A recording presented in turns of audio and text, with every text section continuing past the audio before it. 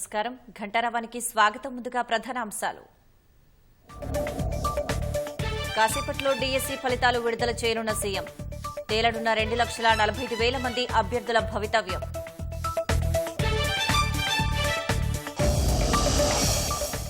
Indira park ధర్నా చౌక్ వద్ద BJP రైతు హామీల సాధన దీక్ష. 24 గంటల పాటు కూర్చోనున్న ఎంపీ ఎమ్మెల్యేలు. సాహితీ ఇన్ఫ్రా ఎండీ లక్ష్మీనారాయణను విచారిస్తున్న ఈడీ. ఫ్రీలాన్స్ పేరుతో మోసాలకు పాల్పడినట్లు ఆరోపణలు.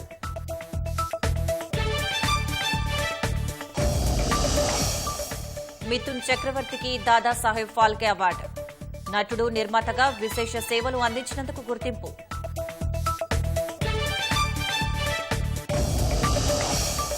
సిమెంటు ఇటుకలు, శుద్ధ ముక్కలపై కళాకృతులు. శిల్పాలకు ప్రాణం పోస్తున్న 60 ఏళ్ల కళాకారుడు.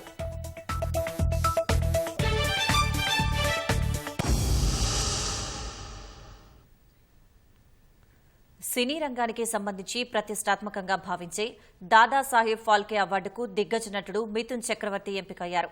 దాదాసాహెబ్ ఫాల్కే సెలక్షన్ జ్యూరీ ఈ అవార్డును మిథున్ చక్రవర్తికి ఇవ్వాలని నిర్ణయించినట్లు కేంద్ర మంత్రి అశ్విని వైష్ణవ్ ఎక్స్ వేదికగా తెలిపారు.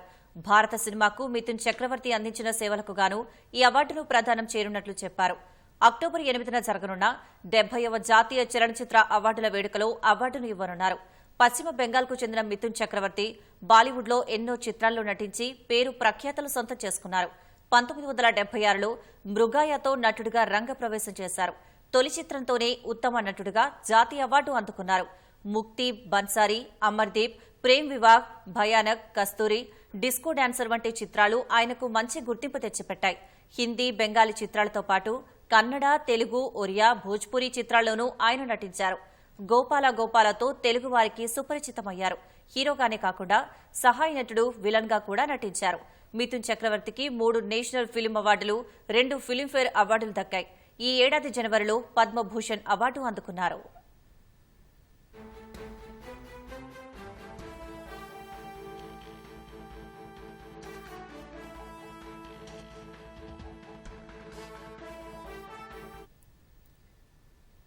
కాసేపట్లో డీఎస్సీ ఫలితాలు విడుదల కానున్నాయి. సచివాలయంలో ముఖ్యమంత్రి రేవంత్ రెడ్డి డీఎస్సీ ఫలితాలు విడుదల చేయనున్నారు. ప్రభుత్వ పాఠశాలల్లోని 11,602 ఉపాధ్యాయుల పోస్టుల భర్తీ కోసం మార్చి 1న విద్యాశాఖ నోటిఫికేషన్ జారీ చేసింది. జూలై 18 నుంచి ఆగస్టు 5 వరకు జరిగిన డీఎస్సీ పరీక్షలకు రాష్ట్ర వ్యాప్తంగా 2,45,000 మంది అభ్యర్థులు హాజరయ్యారు. పరీక్ష జరిగిన 56 రోజుల్లోనే ఫలితాలను వెల్లడిస్తున్నట్లు విద్యాశాఖ పేర్కొంది.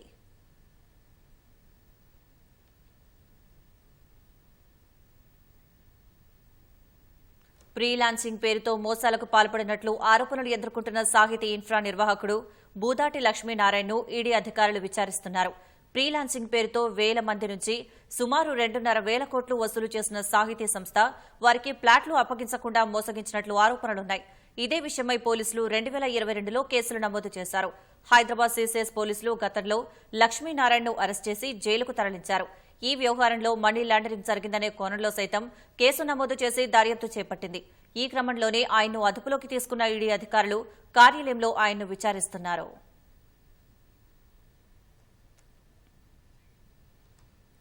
రాష్ట్ర ప్రభుత్వ చర్యలతో రైతులకు అన్యాయం జరుగుతోందని బీజేపీ శాసనసభాపక్ష నేత ఏలేటి మహేశ్వర్ రెడ్డి మండిపడ్డారు. రైతులకిచ్చిన హామీలను అమలు చేయడంలో విఫలమైన ప్రభుత్వానికి వ్యతిరేకంగా హైదరాబాద్లోని ఇందిరా పార్కు ధర్నా చౌక్ వద్ద బీజేపీ 24 గంటల పాటు రైతు దీక్ష నిర్వహించనుంది. ఇందులో పార్టీకి చెందిన ఎమ్మెల్యేలు, ఎంపీలతో పాటు కీలక నేతలు పాల్గొననున్నారు. కాంగ్రెస్ ప్రభుత్వం రైతులకు ఇస్తామని చెప్పిన 2 లక్షల రుణమాఫీతో పాటు రైతు భరోసా, రైతు బీమా, వడ్లకు బోనస్ వంటి అంశాలను పరిష్కరించాలని డిమాండ్ చేస్తూ దీక్షకు పూనుకుంది. ఈ దీక్షకు రైతులు పెద్ద సంఖ్యలో తరలివచ్చి మద్దతు తెలపాలని బీజేపీ రాష్ట్ర నాయకత్వం పిలుపునిచ్చింది. ఈ రాష్ట్ర ప్రభుత్వం అనేకమైనటువంటి హామీలు ఇచ్చి అన్ని వర్గ ప్రజానీకాన్ని మోసం చేసినటువంటి రాష్ట్ర ప్రభుత్వం ముఖ్యంగా రైతులను పూర్తిగా విస్మరించి, రైతులను పూర్తిగా మోసం చేసి ఇచ్చిన ఏ ఒక్క హామీ నెరవేర్చకుండా తప్పుడు హామీలతోటి ప్రభుత్వాన్ని గద్దెనెక్కినటువంటి ముఖ్యమంత్రి గారు ప్రజా సంక్షేమాన్ని గాలి కుదిరేసి పూర్తిగా మోసపూరితమైన మాటలతోటి ఈ రాష్ట్రంలో అరాచకమైనటువంటి పాలన చేస్తున్నటువంటి కాంగ్రెస్ ప్రభుత్వానికి వ్యతిరేకంగా ఖచ్చితంగా భారతీయ జనతా పార్టీ ప్రజల పక్షాన్ని నిలబడి ప్రజా గొంతుకై ప్రజల పక్షాన ప్రజా గొంతుకై పనిచేస్తుందని.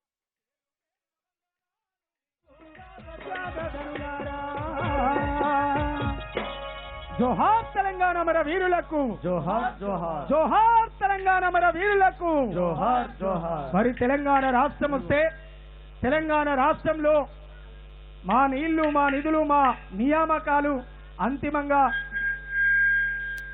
తెలంగాణ అంతా రైతన్నలతో సహా శస్యశ్యామలమై మరి అలా తెలంగాణ మొత్తం ప్రశాంతంగా ఉంటదనుకున్నాం. కానీ తెలంగాణ రాష్ట్రంలో 10 ఏళ్లు ఆ పాలకులు మళ్ళా నిన్న మొన్న అనేకమైనటువంటి అమలు కాని హామీలనిచ్చి గద్దెనెక్కినటువంటి కాంగ్రెస్ ప్రభుత్వం ఇలా రైతు వ్యతిరేక విధానాలతోని, అనేకమైనటువంటి రైతు వ్యతిరేక విధానాలతోని ఇవాళ పాలన సాగిస్తుంది 9 నెలలుగా. కానీ మనం ఒకసారి ఆలోచించాలి. ఆనాడు రైతు రుణమాఫీ అన్నారు, ఆ రైతు బంధు పథకాన్ని పేరు మార్చి రైతు భరోసా అని 12,000 ఇస్తానన్నారు. ఇట్లా రైతులకు అనేకమైన హామీలు ఇచ్చి 9 నెలలు గడుస్తున్నా కూడా ఇవాళ రైతుల పట్ల నిమ్మకు నీరెత్తినట్టున్నది ఈ కాంగ్రెస్ ప్రభుత్వం. కాబట్టి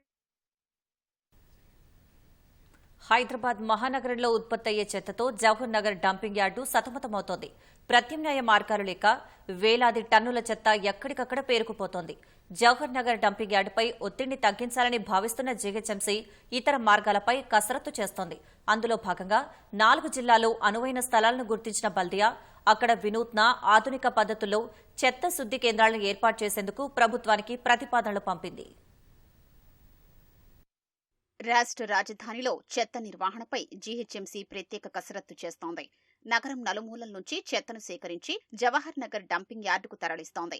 జీహెచ్ఎంసీ పరిధిలో వచ్చే 7,500 మెట్రిక్ టన్నుల వ్యర్థాలే కాక మరో 17 మున్సిపాలిటీల చెత్తను జవహర్ నగర్ డంపింగ్ యార్డుకు తరలిస్తుంటారు. రోజు సుమారు 9,000 మెట్రిక్ టన్నుల వ్యర్థాలు పోగవుతున్నాయి. ఆ భారాన్ని తగ్గించడం, భవిష్యత్ అవసరాల దృష్ట్యా జీహెచ్ఎంసీ ప్రత్యామ్నాయాల్ని అన్వేషించింది. హైదరాబాద్ కు సమీపంలోని మేడ్చల్, యాదాద్రి, రంగారెడ్డి, సంగారెడ్డి జిల్లాలో అధికారుల బృందం పర్యటించి డంపింగ్ యార్డుల కోసం అనువైన స్థలాల్ని గుర్తించింది. రంగారెడ్డి జిల్లా తలకొండపల్లి మండలం ఖానాపూర్లో 42.22 ఎకరాలు, సంగారెడ్డి జిల్లా పఠాన్ చెరువు మండలం లక్కడారంలో 100 ఎకరాలు, దుండిగల్లో 85 ఎకరాలు, చౌటుప్పల్ మండలం మల్కాపూర్ వద్ద 200 ఎకరాలు గుర్తించారు. గుర్తించిన భూముల్ని జీహెచ్ఎంసీకి కేటాయించేందుకు ప్రభుత్వ అనుమతి కోసం ప్రతిపాదనలు పంపారని కమిషనర్ ఆమ్రపాలి ఆయా జిల్లాల కలెక్టర్లను కోరారు. అందులో సంగారెడ్డి జిల్లాలో అంతకుముందు గుర్తించిన ప్యారానగర్లోని 152 ఎకరాల స్థలంలో యూరోపియన్ టెక్నాలజీ ఆధారిత శుద్ధి కేంద్రాల ఏర్పాటుకు అనుమతులు లభించాయి. ఇక్కడ 15 మెగావాట్ల సామర్థ్యంతో చెత్త నుంచి కరెంట్ తయారీ ప్లాంట్ను 270 టన్నుల బయోగ్యాస్ ఉత్పత్తి కేంద్రాల్ని ఏర్పాటు చేయనున్నారు. పూర్తిగా మూసి ఉండే ట్రక్కుల ద్వారా రవాణా చేసిన వ్యర్థాల్ని అండర్ గ్రౌండ్ బంకర్లో వేసి తడి, పొడి చెత్తగా వేరు చేస్తారు. అనంతరం పొడి వ్యర్థాల నుంచి విద్యుత్, తడి వ్యర్థాల నుంచి కంప్రెస్డ్ బయోగ్యాస్ ను తయారు చేస్తారు. ఈ పద్ధతిలో శుద్ధి కేంద్రంలో చెత్తను నిల్వ చేయడం, బహిరంగంగా శుద్ధి చేయడం జరగదు. దుర్వాసన, వ్యర్థ జలాల విడుదలకు ఆస్కారం ఉండదు. ఈ విధానంలోనే ప్రతిపాదిత స్థలాల్లో కొత్త డంపింగ్ యార్డుల్ని ఏర్పాటు చేసి జవహర్ నగర్ పై ఒత్తిడి తగ్గించాలని జీహెచ్ఎంసీ నిర్ణయించింది. ఈ ప్రతిపాదనను ప్రభుత్వం ఆమోదిస్తే చెత్త నిర్వహణలో హైదరాబాద్ మిగతా నగరాల కంటే మరింత మెరుగైన స్థితిలో ఉండనుంది. జవహర్ నగర్లోని డంపింగ్ యార్డును తక్షణమే తరలించాలని బాధితులు చేపట్టిన నిరసన దీక్షకు బీజేపీ మద్దతు తెలిపింది. ఈ మేరకు శాసనసభాపక్ష నేత మహేశ్వరరెడ్డి దీక్ష శిబిరాన్ని సందర్శించి బాధితులకు సంఘీభావం ప్రకటించారు. డంపింగ్ యార్డుతో వాతావరణం, మంచినీరు కాలుష్యమై స్థానికులు అనారోగ్య సమస్యలతో సతమతమవుతున్నారని మహేశ్వరరెడ్డి ఆరోపించారు. డంపింగ్ యార్డును తొలగిస్తామని గతంలో సీఎం హామీ ఇచ్చి విస్మరించారని బాధితులు ఆగ్రహం వ్యక్తం చేశారు. జవహర్ నగర్ని షిఫ్ట్ చేస్తామని చెప్పేసి ఆల్మోస్ట్ 9 నెలలు అయిపోయిందండి. ఇంతవరకు సీఎం గారు దాని గురించి పట్టించుకోలేదు. మేము సీఎం గారిని రిక్వెస్ట్ చేసేది ఏంటంటే ఈ డంపింగ్ యార్డ్ని 4 వైపులా షిఫ్ట్ చేయండి, మమ్మల్ని కాపాడండి, మాకు ఫ్రీ వాటర్ ఇస్తానని చెప్పేసి అని ఎన్జిటి కోర్టు ఆర్డర్ క్లియర్గా ఇచ్చిందండి. ఎన్జిటి కోర్టు ఆర్డర్స్ ఇచ్చింది ఎప్పుడు 2021లో ఇచ్చింది. ఆ తర్వాత ఫ్రీ మెడిసిన్స్, మెడికల్ ఫెసిలిటీ కూడా ఇవ్వమని చెప్పేసి అని ఎన్జిటి కోర్టు ఆర్డర్స్ ఇచ్చింది. ఇంతవరకు మాకు ఫ్రీ వాటర్ ఇవ్వలేదు. కానీ డంపింగ్ యార్డ్ ఏదైతే చెత్త వస్తుందో జీహెచ్ఎంసీ పరిధిలో వాళ్ళకి ఫ్రీ వాటర్ ఇచ్చారు. బాధితులు మేము, మాకు మాత్రం ఫ్రీ వాటర్ లేదు. ఈరోజు దమ్మడం దాటి ఇక్కడికి ఇందిరా పార్క్ వచ్చినామంటే అక్కడున్న చెత్త వాసన ఇక్కడ కనీసం మాటల్లోనైనా వీళ్ళు తెలుసాలని ఇక్కడ పార్కులో చేసి మేము ఈ కార్యక్రమం చేశాం. ఇంకా ముందు కూడా ఇలాంటి కార్యాచరణలు చేస్తూ ప్రభుత్వానికి కనువిప్పి కలిగేంత వరకు ఈ ప్రజా సమస్య తీర్చే వరకు పోరాడతామని శపథం చేస్తాం. జై. కనీసం మాటల్లోనైనా వీళ్ళు తెలుసాలని ఇక్కడ పార్కులు చేసి మేము ఈ కార్యక్రమం చేశాం. ఇంకా ముందు కూడా ఇలాంటి కార్యాచరణలు చేస్తూ ప్రభుత్వానికి కనువిప్పి కలిగేంత వరకు ఈ ప్రజా సమస్య తీర్చే వరకు పోరాడతామని శపథం చేస్తాం. జై. కారులో వచ్చి దర్జాగా దొంగతనం చేస్తున్న దొంగల ముఠాను మెదక్ జిల్లా నర్సాపూర్ పోలీసులు అరెస్ట్ చేశారు. నర్సాపూర్ నియోజకవర్గంలో పలు గ్రామాలలో ఇటీవల వరుస దొంగతనాలతో ప్రజలు భయభ్రాంతులకు గురవుతున్నారు. ఈ నేపథ్యంలో పోలీసులు నిందితుల కోసం ముమ్మర తనిఖీలు చేపట్టారు. నర్సాపూర్ పట్టణం సమీపంలో వాహన తనిఖీలు చేస్తుండగా అనుమానాస్పద స్థితిలో కారులో తిరుగుతున్న సంగారెడ్డి జిల్లా జరాసంగానికి చెందిన బానోతు రాములు, రాథోడ్ తారాసింగ్, రాథోడ్ జయరాంలను పోలీసులు అదుపులోకి తీసుకున్నారు. వీరిని పోలీసులు తమదైన శైలిలో విచారించగా పలుచోట్ల చోరీలు చేసినట్లు ఒప్పుకున్నారు. నిందితులను అరెస్ట్ చేసి రిమాండ్కు పంపారు. వీరి నుంచి 12 తులాల బంగారాన్ని స్వాధీనం చేసుకున్నారు. మరో 4 దొంగలను త్వరలో పట్టుకుంటామని పోలీసులు తెలిపారు. ప్రతి 7 పురుషుల్లో ఒకరికి ప్రోస్టేట్ క్యాన్సర్ వచ్చే అవకాశం ఉందని, దీనిపై ప్రతి ఒక్కరికి అవగాహన కల్పించాలని Asian institute of nephrology and urology Dilsukhnagar శాఖలోని యూరాలజిస్ట్ డాక్టర్ ఎన్ శ్రీనివాస్ అన్నారు. సెప్టెంబర్ నెలను ప్రోస్టేట్ క్యాన్సర్ అవగాహన మాసంగా గుర్తించి అవగాహన కార్యక్రమం నిర్వహించారు.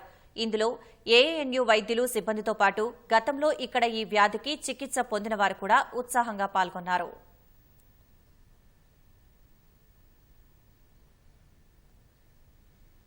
ఈశాన్య రాష్ట్రాల అద్భుత సంస్కృతి, కళల ప్రదర్శనకు రాష్ట్రపతి నిలయం వేదికైంది. భారతీయ కళా మహోత్సవ్ పేరుతో మణిపూర్, మేఘాలయ, అసోం, అరుణాచల్ ప్రదేశ్ తదితర రాష్ట్రాల హస్తకళా ఉత్పత్తులు కొలువుదీరాయి. వెదురు చెక్క బొమ్మలు, ఊలు వస్త్రాలు, పూసల ఆభరణాల వంటి అనేక ఉత్పత్తులు అబ్బురపరుస్తున్నాయి. ముఖ్యంగా ఈశాన్య రాష్ట్రాల సంప్రదాయ పద్ధతిలో ప్రదర్శనకు స్వాగతం పలికే తీరు చూపులను విశేషంగా ఆకట్టుకుంటోంది.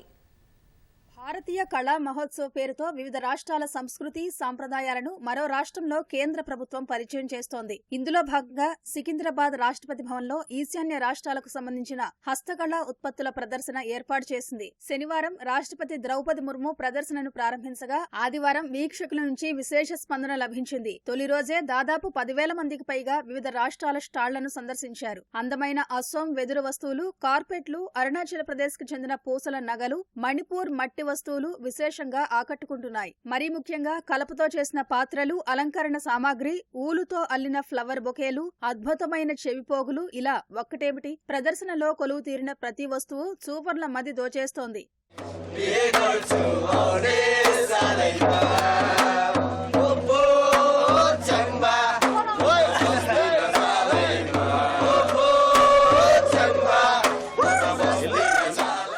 కళాకారులను ఎంకరేజ్ చేసేటట్టుగా మనం చూస్తున్నాం అనమాట. హ్యాండీక్రాఫ్ట్, అది పట్టు మొగ్గాలు కానీ, మన అస్సాం వాళ్ళ నుంచి వచ్చే షాల్వాస్ కానీ, north eastern state Manipur, Mizoram, Assam, Arunachal Pradesh వీటి గురించి ప్రఖ్యాతిగాంచిన జిఐ ట్యాగ్స్, జిఐ ఇండికేషన్స్ ఏమేమి ఉన్నాయో మనం అన్ని చూస్తున్నాం ఇక్కడ. సో వీటి వల్ల ఏంటంటే మనకి రాబోయే తరాలకి ఆర్టిఫిషియల్గా వెళ్లకుండా, లైక్ కెమికల్స్ ఇవన్నీ యూజ్ చేయకుండా కొత్త పద్ధతిలో మన నెక్స్ట్ జనరేషన్ మంచిగా ఉండొచ్చు అనమాట. మన దేశంలో అన్ని ప్రదేశాలు ఈస్ట్ స్టేట్స్కి మనం వెళ్ళడానికి చాలా ఇబ్బంది పడతాము. అట్లాంటిది మన ఈస్ట్ స్టేట్స్ ఉన్న అన్ని రాష్ట్రాల యొక్క సంబంధించిన వస్తువులు మొత్తం ఇక్కడ ప్రదర్శించడం చాలా స్పెషల్గా ఉంది. మా పాపను తీసుకొని వచ్చాము, తనకి ఇవన్నీ చూపిస్తున్నాము. మేము అయితే ఇప్పుడున్న పొజిషన్లో ఈస్ట్ స్టేట్స్కి అయితే వెళ్ళలేము. అక్కడ మొత్తం మనకి రాష్ట్రపతి భవన్లో పెట్టడం చాలా సంతోషంగా ఉంది. నార్త్ ఈస్ట్ స్టేట్స్ అందరూ ఇక్కడ స్టాల్స్ అన్ని పెట్టారు, నాకు చాలా నచ్చాయి. ఇంకా ఇక్కడ ఏఐ ప్రోడక్ట్స్, హ్యాండ్తో చేసిన క్రాఫ్ట్స్, హ్యాండ్తో చేసిన శారీస్ నాకు చాలా నచ్చాయి. ఇంకా ఇక్కడ అందరు గ్యాదర్ అయ్యారు. నాకు ఇట్లా అవకాశం ఇచ్చినందుకు చాలా థ్యాంక్స్ చెప్తున్నాను రాష్ట్రపతి నిలయం వాళ్ళకి. ఇంకా అసోం, మణిపూర్, మేఘాలయ, మిజోరాం, నాగాలాండ్, సిక్కిం, త్రిపుర, అరుణాచల్ ప్రదేశ్లలో ప్రసిద్ధి చెందిన హస్తకళలు, సేంద్రియ ఉత్పత్తులను ప్రోత్సహించే లక్ష్యంతో ప్రదర్శనను ఏర్పాటు చేశారు. అక్టోబర్ 6 వరకు రోజు ఉదయం 10 గంటల నుంచి రాత్రి 8 వరకు సందర్శకులను అనుమతించనున్నారు. ఆసక్తి ఉన్నవారు ఉచితంగా ఆన్లైన్లో లేదా ఎగ్జిబిషన్ దగ్గర నేరుగా రిజిస్ట్రేషన్ చేసుకునే అవకాశం కల్పిస్తున్నారు. ప్రదర్శనకు వచ్చే వారికి ముందుగా సంప్రదాయ పద్ధతిలో స్వాగతం పలికే తీరు ఆకట్టుకుంటోంది. మట్టి, కలపపై అందమైన బొమ్మలు రూపొందించడం, చీరలు నెయ్యడం, మాస్కుల తయారీ తెలుసుకునేందుకు లైవ్ కౌంటర్లు ఏర్పాటు చేశారు. తొలి రోజే హైదరాబాదీల నుంచి మంచి స్పందన లభించిందని స్టాళ్ల నిర్వాహకులు హర్షం వ్యక్తం చేస్తున్నారు.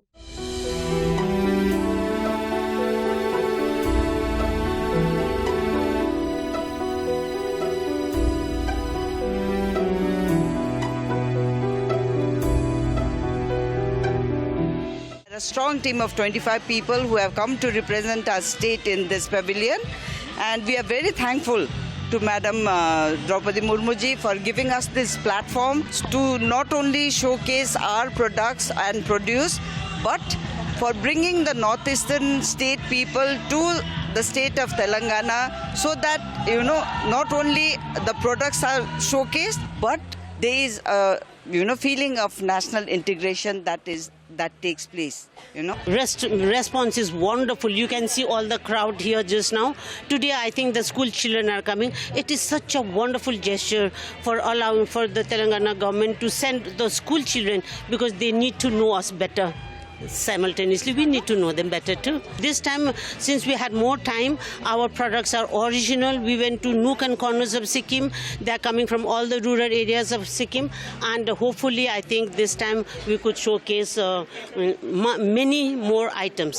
ఈ కార్యక్రమము first edition north eastern culture ట్రెడిషన్స్ని ప్రమోట్ చేయడం కోసం ఇక్కడ నిర్వహిస్తూ ఉన్నాము. ఈ 9 days ఫెస్టివల్లో కంప్లీట్లీ వాళ్ళ యొక్క హ్యాండీక్రాఫ్ట్స్ కానీ, హ్యాండ్లూమ్స్ కానీ, అలాగే వాళ్ళ యొక్క ఫుడ్ కానీ ఇవన్నీ కూడా ప్రమోట్ చేసే విధంగా అన్ని రకాలుగా స్టాల్స్, పెవిలియన్స్ ఏర్పాటు చేశారు. అండ్ చిల్డ్రన్ కోసము యూత్ ఎంగేజ్మెంట్ జోన్ ఉంది. అలాగే పర్చేజెస్ చేసుకోవడానికి అన్ని రకాలైన హ్యాండీక్రాఫ్ట్స్, హ్యాండ్లూమ్స్ అవైలబుల్ ఉన్నాయి. అండ్ మనము హైదరాబాద్ వాళ్ళకి స్పెసిఫిక్గా నార్త్ ఈస్టర్న్ యొక్క ఇవన్నీ కూడా పరిచయం అవడానికి ఒక మంచి అవకాశము. ప్రదర్శనకు వచ్చే సందర్శకులను ఆకట్టుకునేందుకు రోజు లైవ్ బ్యాండ్లను నిర్వహిస్తున్నారు. తంగేడు పువ్వు ముచ్చట్లు, గునుగు పువ్వు సంబరాల మధ్య ఆడపడుచులు ఆనందహేళకు ముందుగా జరుపుకునే బొడ్డెమ్మ పండుగ మహబూబాబాద్ జిల్లాలో వైభవంగా నిర్వహించుకుంటున్నారు. కొత్తగూడ మండలం పొగలపల్లిలో పిల్లలు, యువతులు కలిసి ఒక పీటపై గుండ్రంగా బొడ్డెమ్మను తయారు చేసి దాని చుట్టూ తిరుగుతూ పాటలు పాడుతూ గౌరమ్మను పూజించారు. బొడ్డెమ్మను 9 రోజులు పూజించిన తర్వాత 9వ రోజున యువతులు ఉపవాసముండి గౌరమ్మకు నైవేద్యం తయారు చేస్తారు. అదే రోజు సాయంత్రం పూలతో అలంకరించిన బొడ్డెమ్మను సమీపంలోని కాల్వల ఒడ్డుకు తీసుకెళ్లి గంగమ్మ ఒడిలో చేర్చుతారు. మరుసటి రోజు నుంచే ఎంగిలి పూలు బతుకమ్మ ప్రారంభమవుతుంది.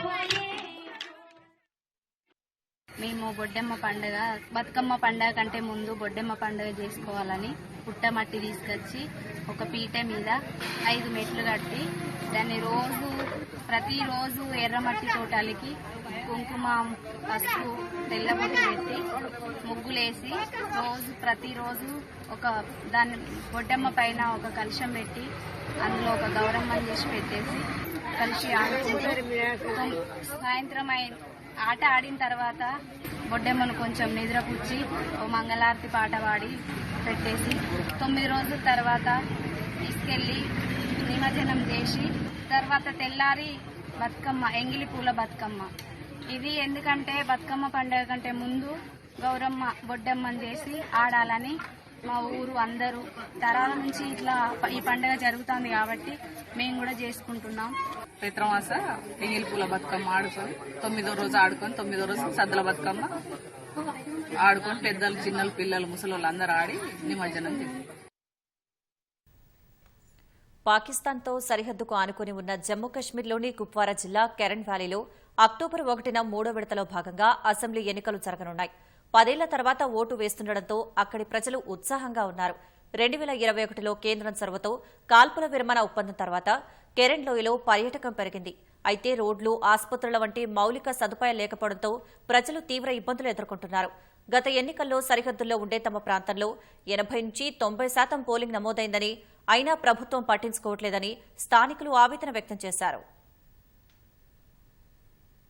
జమ్మూ కశ్మీర్లోని కెరన్ వ్యాలీ ఒకప్పుడు పాకిస్తాన్ కాల్పులు, ఉగ్ర చొరబాట్లతో అల్లకల్లోలంగా ఉండేది. నియంత్రణ రేఖకు ఆనుకొని ఉన్న ఈ లోయలో 2021లో భారత్-పాకిస్తాన్ మధ్య కాల్పుల విరమణ ఒప్పందం కుదిరిన తర్వాత పరిస్థితులు మారాయి.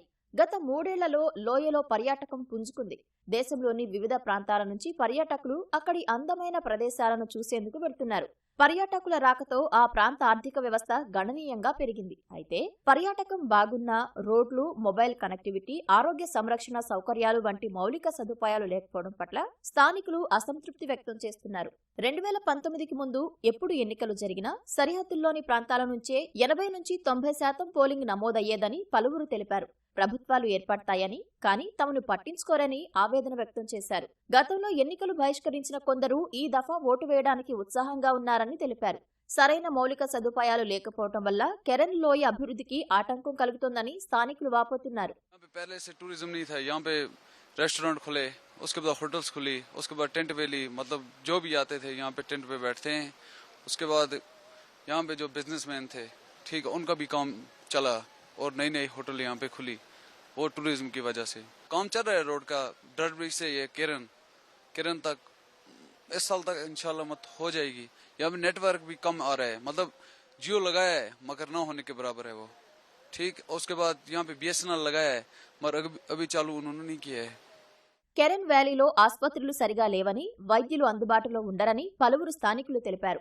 రోడ్లు అధ్వానంగా ఉండటంతో గర్భిణీలను పట్టణంలోని ఆసుపత్రికి తరలించాలంటే భయపడే పరిస్థితి ఉందని చెప్పారు. हल्की रोड है, हम अपने हाथ से गाड़ी इधर अड़ाते हैं, बाकी रास्ता नहीं है. रास्ता है बिल्कुल खराब रास्ता है. तो लेडीज जो हमारा हॉस्पिटल है उसमें लेडीज डॉक्टर असल कोई भी नहीं है. इधर का है लोकल डॉक्टर.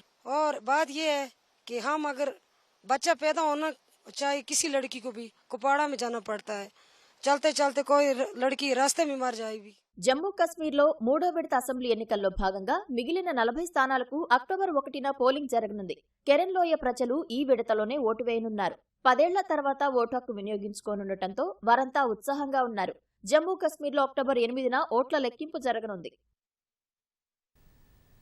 నేపాల్లో వరదలు, కొండచర్యలు విరిగిపడిన ఘటనలో మృతి చెందిన వారి సంఖ్య 170కి పెరిగింది. మరో 42 మంది గల్లంతైనట్లు అధికారులు తెలిపారు. మెరుపు వరదల కారణంగా గత శుక్రవారం నుంచి తూర్పు, మధ్య నేపాల్లోని చాలా ప్రాంతాలు జల దిగ్బంధంలో ఉన్నాయి. వరదలకు సంబంధించిన ప్రమాదాల్లో 100 మందికి పైగా గాయపడినట్లు అధికారులు తెలిపారు. భద్రతా దళాలు పెద్ద ఎత్తున గాలింపు, సహాయ కార్యక్రమాల్లో పాల్గొంటుండగా వరద ప్రాంతాల నుంచి 162 మందిని ఎయిర్లిఫ్ట్ చేశారు. 4000 మందిని సహాయక బృందాలు కాపాడినట్లు అధికారులు తెలిపారు. పునరావాస కేంద్రాల్లో ఉంటున్న బాధితులకు ఆహారంతో పాటు ఇతర వస్తువులు అందించినట్లు చెప్పారు. కొండచర్యలు విరిగిపడడం మూలంగా శనివారం నుంచి జాతీయ రహదారులపై రాకపోకలు నిలిచిపోయాయి. ఫలితంగా 100 మంది రోడ్లపై చిక్కుకుపోయారు. జాతీయ రహదారులపై రాకపోకలను పునరుద్దరించే చర్యలు ముమ్మరంగా సాగుతున్నట్లు అధికారులు తెలిపారు. లెబనాన్పై ఇజ్రాయెల్ దాడుల తీవ్రత పెరిగింది. తాజా దాడుల్లో డజన్ల సంఖ్యలో ప్రజలు, హెజ్బొల్లా సభ్యులు మృత్యువాత పడ్డారు. సిడోన్, బాల్బెక్, హెర్మెల్ ప్రాంతాల్లో దాడులు జరిగాయి. యెమెన్లోని హుతీ తిరుగుబాటుదారుల లక్ష్యంగా ఐడిఎఫ్ జరిపిన బాంబు దాడుల్లో పవర్ ప్లాంట్లు, ఓడరేవులు ధ్వంసమయ్యాయి. మరోవైపు ఇజ్రాయెల్ దాడులు మరింత తీవ్రమైన నేపథ్యంలో మధ్యప్రాచ్యంలో పూర్తిస్థాయి యుద్ధాన్ని తప్పక ఆపవచ్చని బైడెన్ తెలిపారు. లెబనాన్ రాజధాని బీరూట్లో ఇజ్రాయెల్ దాడుల తీవ్రత కొనసాగుతోంది. ఆదివారం జరిపిన వైమానిక దాడుల్లో అనేక మంది మృత్యువాత పడ్డారు. సిడోన్ సిటీలో 24 మంది ప్రాణాలు కోల్పోయారు. బాల్బెక్, హెర్మెల్ ఉత్తర ప్రావిన్స్ లో ఐడిఎఫ్ బాంబు దాడిలో మరో 21 మంది మరణించారు. 47 మంది గాయపడ్డారు. పౌర నివాసాలే లక్ష్యంగా ఇజ్రాయెల్ సేనలు దాడులు చేసినట్లు తెలుస్తోంది. మృతుల సంఖ్య పెరిగే ప్రమాదమున్నట్లు సమాచారం. ఈ దాడుల్లో హెజ్బొల్లా కమాండ్ స్ట్రక్చర్ ధ్వంసమైనట్లు తెలుస్తోంది. తాజాగా జరిపిన దాడుల్లో Hezbollah central council deputy head Nabil Qaouk మరణించారు. వారం వ్యవధిలో ఇజ్రాయెల్ జరిపిన దాడుల్లో హతమైన హెజ్బొల్లా సీనియర్ నాయకుల్లో ఆయన 7వ వ్యక్తి అని తెలుస్తోంది. హెజ్బొల్లా కూడా ఇజ్రాయెల్పై పెద్ద ఎత్తున ప్రతీకార దాడులు చేస్తోంది. అయితే ఇజ్రాయెల్ గగనతల రక్షణ వ్యవస్థ హెజ్బొల్లా రాకెట్ దాడుల్ని అడ్డుకుంది. యెమెన్లో హూతీ రెబెల్స్ స్థావరాలపైన ఇజ్రాయెల్ యుద్ధ విమానాలు, డ్రోన్లు విరుచుకుపడ్డాయి. హుడైడా నగరంలో 2 పవర్ ప్లాంట్లు, రాస్ ఇస్సా సీపోర్ట్ సౌకర్యాలపై జరిపిన దాడుల్లో 4 మరణించారు. 33 మంది గాయపడ్డారు. అంతకుముందే ఓడరేవుల్లో చమురు నిల్వల్ని ఖాళీ చేయడంతో భారీ ప్రాణ, ఆస్తి నష్టం తప్పినట్లు హూతీలు తెలిపారు. ఎర్ర సముద్రంలో రవాణా మార్గాలపై దాడుల్ని ఏమాత్రం ఆపేది లేదని ప్రకటించారు. కాగా నెతన్యాహు మంత్రివర్గంలో మాజీ ప్రత్యర్థి గిడియాన్ సార్ను నియమించారు. ఫలితంగా నెతన్యాహు సంకీర్ణ ప్రభుత్వం బలపడినట్లయింది. పశ్చిమాసియా ఉద్రిక్తతలపై అమెరికా అధ్యక్షుడు జో బైడెన్ స్పందించారు. ఇజ్రాయెల్ ప్రధాని నెతన్యాహుతో మాట్లాడనున్నట్లు చెప్పారు. మధ్యప్రాచ్యంలో పూర్తిగా యుద్ధాన్ని నివారించవచ్చని నమ్ముతున్నట్లు తెలిపారు. అయితే నెతన్యాహుతో ఎప్పుడు మాట్లాడేది బైడెన్ వెల్లడించలేదు. లెబనాన్పై ఇజ్రాయెల్ ఆదివారం జరిపిన దాడుల్లో డజన్ల సంఖ్యలో పౌరులు మరణించిన నేపథ్యంలో బైడెన్ ఈ వ్యాఖ్యలు చేశారు. సెంట్రల్ గాజాలో హమాస్ మిలిటెంట్లు ఉపయోగించిన సుమారు 1 కిలోమీటరు పొడవున్న సొరంగాన్ని ధ్వంసం చేసినట్లు ఇజ్రాయెల్ మిలిటరీ తెలిపింది. ఈ సొరంగాల్లో నిర్మించిన అనేక గదులను ఆశ్రయం పొందేందుకు, ఆయుధాలను భద్రపరిచేందుకు హమాస్ మిలిటెంట్లు వినియోగించినట్లు పేర్కొంది. అంతేకాకుండా గత ఏడాది అక్టోబర్ 7న ఇజ్రాయెల్ పౌరులపై జరిగిన మారణకాండలో బందీలుగా చిక్కిన వారిని ఐడిఎఫ్ దళాలు గుర్తించకుండా అక్కడే దాచినట్లు తెలిపింది. నివాస భవనాల సమీపం నుంచి వెళ్తున్న ఆ సొరంగాన్ని ధ్వంసం చేసిన వీడియోను ఇజ్రాయెల్ తాజాగా విడుదల చేసింది.